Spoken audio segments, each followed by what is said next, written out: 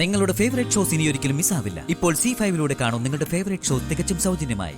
ഞാനെന്നെ സന്ധ്യ ഡോക്ടറെ കാണാൻ ചെല്ലാന്ന് പറഞ്ഞിട്ടുണ്ടായിരുന്നു.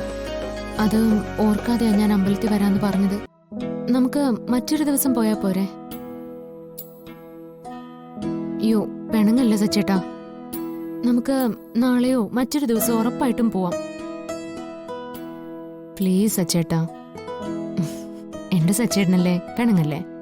അമ്പലത്തിൽ ഉറപ്പായിട്ട് നമുക്ക് പോവാം. അതിന് താൻ അമ്പലത്തിൽ വരാത്തോണ്ടാ ഞാൻ പിണങ്ങിയെന്ന് തന്നോട് ആര് പറഞ്ഞു? പിന്നെ പിന്നെ പിന്നൊന്നുമില്ല. പിന്നെന്തിനാ ഈ പിണങ്ങി നിൽക്കുന്നേ? ഇന്നലെ ഞാൻ അടുത്ത് വന്നപ്പോ ഇന്ന് അമ്പലത്തിൽ ശുദ്ധിയായിട്ട് പോണെന്ന് പറഞ്ഞിട്ടല്ലേ താൻ മാറിക്കിടന്നേ. അതോർത്താ ഞാൻ പിണങ്ങി നിൽക്കുന്നേ. അത്രേ ഉള്ളോ കാര്യം? അത് ഞാനിന്ന് സന്ധ്യ ഡോക്ടറെ കാണാൻ പോണെന്ന് പറഞ്ഞത് മറന്നുപോയതുകൊണ്ടല്ലേ? ഇതിപ്പോ അമ്പലത്തിൽ പോവാനും പറ്റിയില്ല, മാറിക്കിടക്കേണ്ടിയും വന്നു. ഇങ്ങനാണെങ്കിൽ കുഞ്ഞൊന്നും സ്വപ്നം മറക്കേണ്ടി വരും. അയ്യോ അങ്ങനെ പറയല്ലേ, എല്ലാം നമുക്ക് ശരിയാക്കാം. ഞാൻ സച്ചിനോട് വേറൊരു കാര്യം ചോദിക്കാനിരിക്കായിരുന്നു. എന്തേ? ഒരു തവണ ചോദിച്ചത് തന്നെയാ, കൂടുതലായി അറിയാനൊരാഗ്രഹം. ചോദിക്കേ. നന്ദേട്ടൻ അവന്തിയെടുത്ത് കൊണ്ടുവരുന്നതിന് മുമ്പേ ഏതൊരു അമ്മാവന്റെ കൂടെ ആയിരുന്നു എന്ന് പറഞ്ഞില്ലേ? ആ അമ്മാവന്റെ പേരറിയോ സച്ചേട്ടന്? അദ്ദേഹത്തിന്റെ പേര് അന്ന് എന്തോ പറഞ്ഞിരുന്നു. എന്തായിരുന്നു അത്? ഹരിഹരൻ എന്നായിരുന്നോ?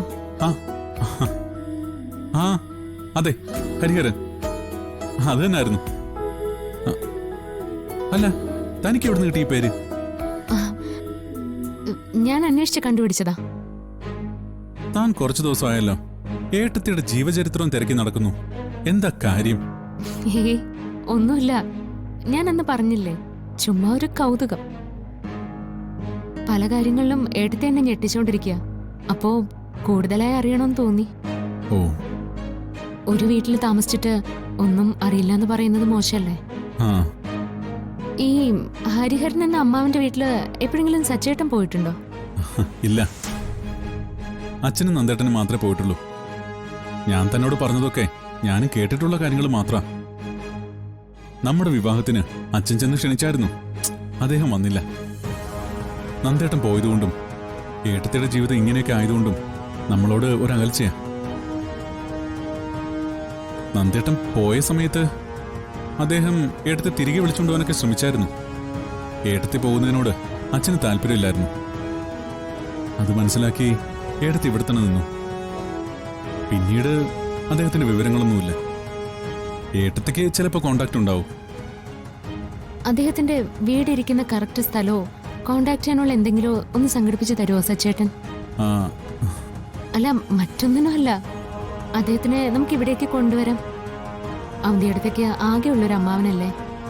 അപ്പോ നമ്മുടെ ഈ കുടുംബമായിട്ട് അകന്നു കഴിയേണ്ട ഒരാളും അല്ലല്ലോ. എനിക്ക് അദ്ദേഹത്തിന്റെ മേൽവിലാസം ഒന്ന് സംഘടിപ്പിച്ച് തരാമോ സച്ചേട്ടാ? ഞാനൊന്ന് നോക്കട്ടെ, തനിക്ക് സംഘടിപ്പിച്ചു തരാം.